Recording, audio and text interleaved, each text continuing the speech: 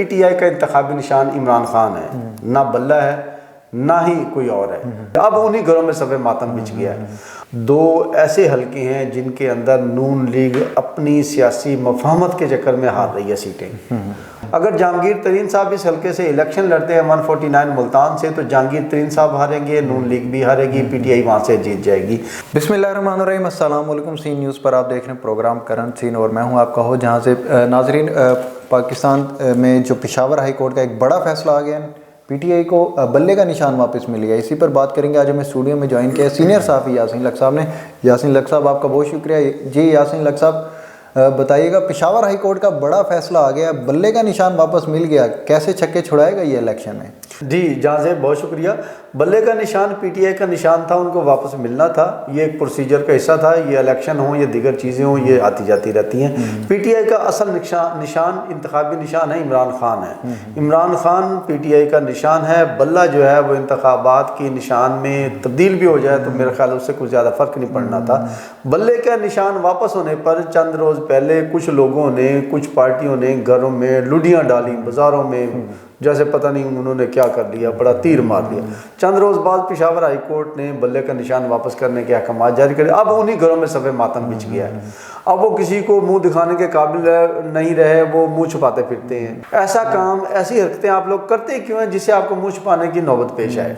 जी जी, ठीक हो गया यासीन लक साहब। दूसरी जानिब PTI के लिए एक बहुत बड़ा मस्बत फैसला भी आया कि इंट्रा पार्टी इलेक्शन जो थे, उनको इलेक्शन कमीशन उनके ऊपर जो एतराज़ात उठाए हुए थे वो भी मुअत्तल कर दिया है। तो अब जो है कह सकते हैं कि बैरिस्टर गौहर जो हैं वो PTI के चेयरमैन बहाल हो गए हैं। तो वो कैसे लेके चलेंगे पार्टी को?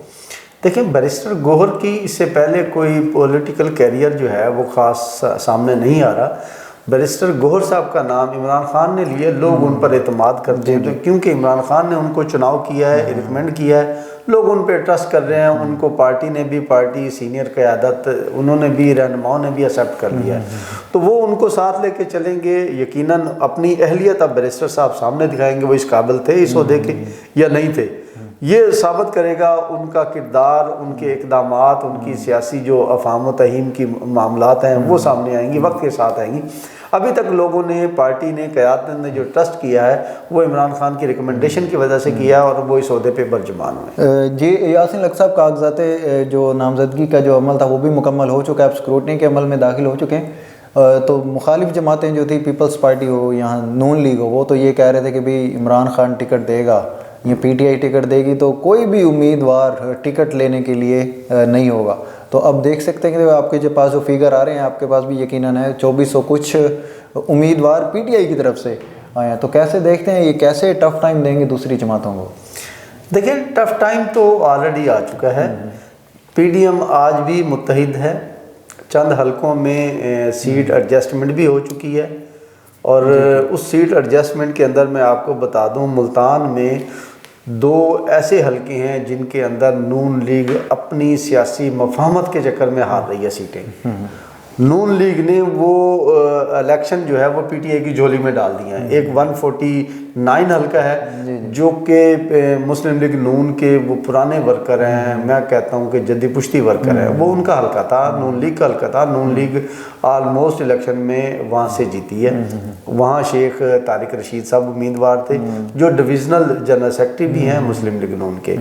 तो मुस्लिम लीग नून ने उस हल्के में जहांगीर तरीन साहब को सीट एडजस्टमेंट में नामजद कर दिया है, ये बात सुनने में आ रही है। अगर जहांगीर तरीन साहब इस हल्के से इलेक्शन लड़ते हैं 149 मुल्तान से, तो जहांगीर तरीन साहब हारेंगे, नून लीग भी हारेगी, PTI वहाँ से जीत जाएगी। उनका इस हल्के में घर ज़रूर है, लेकिन उन यहाँ हल्के के लोगों से मिलना जुलना, उनके मामलात, वोटर से, सपोर्टर से उनका कोई नहीं। इस हल्के से उनका लेना देना कोई नहीं है।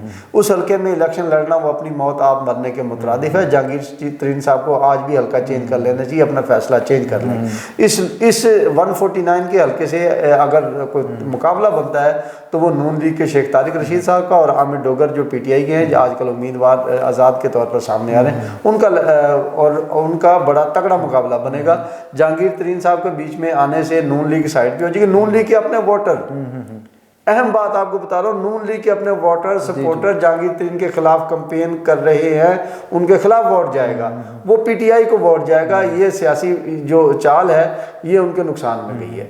दूसरा हल्का है 150 राना महमूद हसन साहब का। वहाँ भी सुनने में आ रहा है कि राना महमूद हसन साहब को टिकट नहीं दी जा रही, उनकी बजाय एक और पैराशूटर है जावेद अंसारी साहब को टिकट दी जा रही है। जावेद अंसारी साहब को टिकट देना भी नून लीग वहाँ से इलेक्शन हार जाएगी, वहाँ भी आज़ाद या पीटीआई का उम्मीदवार जीत जाएगा।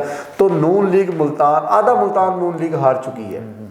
ये दो बड़े हल्के, आधा मुल्तान नून लीग खो चुकी है, इलेक्शन में शिकस्त हो चुकी है। दोनों हलकों में नून लीगी पुराने वर्कर हैं, जद्दी पुश्ती हैं, आबा व अजदाद के हिसाब से हैं, उनसे हल्का छीनने का मतलब है कि नून लीग अपने खिलाफ वोट अपनी मुखालिफ पार्टी को दिलाने के लिए खुद ही उनकी झोली में रख रही है। नून लीग के वोटर सपोर्टर खुद जाकर चलकर तहरीक इंसाफ को वोट देंगे उस अपनी इंतकामी कार्रवाई में कि उनसे हल्के छीने गए हैं। तो ये नून लीग के लिए नुकसानदेह। ठीक हो गया। यासीन लक साहब, जहांगीर तरीन का आपने जिक्र किया कि भाई मुल्तान के हल्के से लड़ रहे हैं, तो ये जो इस्तेहकाम पार्टी जो है पाकिस्तान के साथ ये जो इत्तेहाद करने जा रही है, ये इत्तेहाद कोई सियासी तकाजा है या कोई सियासी मजबूरी है?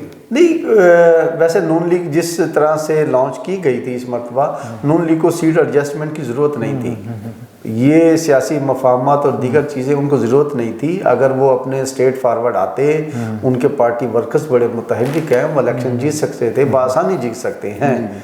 लेकिन सीट एडजस्टमेंट के चक्कर में नून लीग को नुकसान हो रहा है, दीगर पार्टियों को तो फ़ायदा हो रहा है। ठीक हो गया। प्रोग्राम के इख्तिताम की तरफ जाते हैं। यासीन लक साहब, बहुत सारी खबरें मेन स्ट्रीम मीडिया और सोशल मीडिया पे भी गर्दिश कर रही हैं कि बल्ले का जो निशान है वो किसी और पार्टी के सरबराह को भी ऑफर हुआ था, लेकिन उन्होंने रिजेक्ट कर दिया। क्या सदाकत है? देखें, KPK के एक सियासी रहनुमा हैं, अभी कल ही उन्होंने एक बयान भी दिया है, मीडिया पे आया।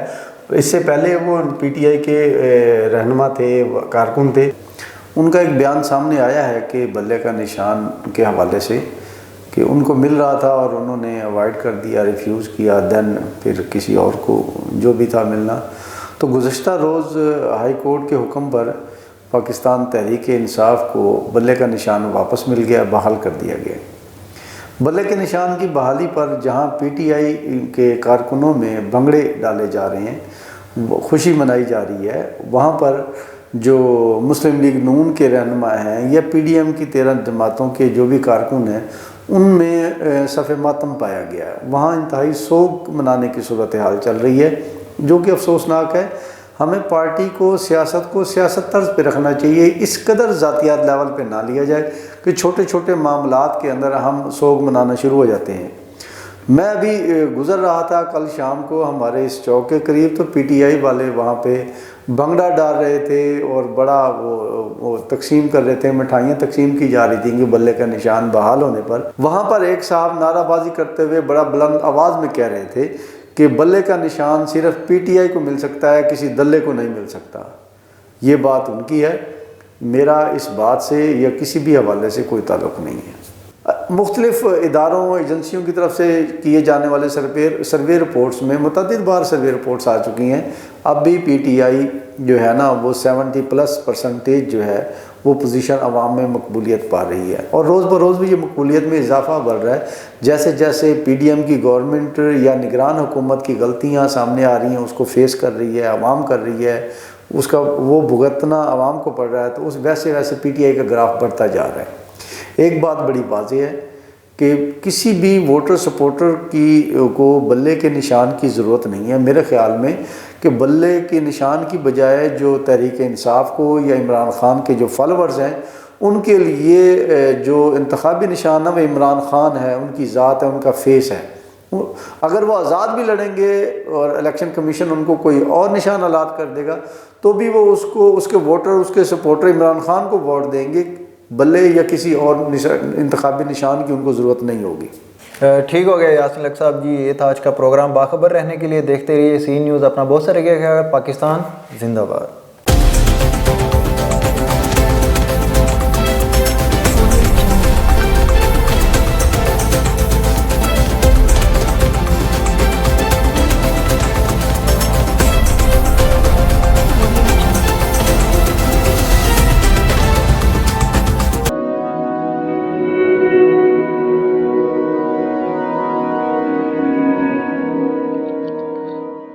रिस्क अल्लाह के हाथ में है और कभी कभी रज़ाक रिस्क की तकसीम का एहसास उन लोगों को भी अता फरमा देता है कि जो हालात की कड़ी धूप में शजरे सायादार होते हैं।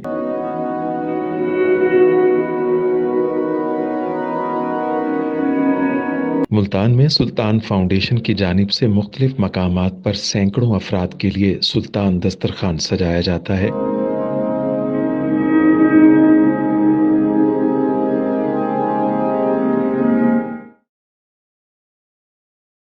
हर इंसान सुल्तान दस्तरखान का मेहमान बनता है। बिलाशुबा सुल्तान फाउंडेशन इंसानियत का काबिल फ़ख्र सरमाया है और भले ही ऐसे इदारे हों या अफराद, वो गुर्बत व इफलास के सुलगते सहरा में एहसास की छतरियाँ बनते हैं।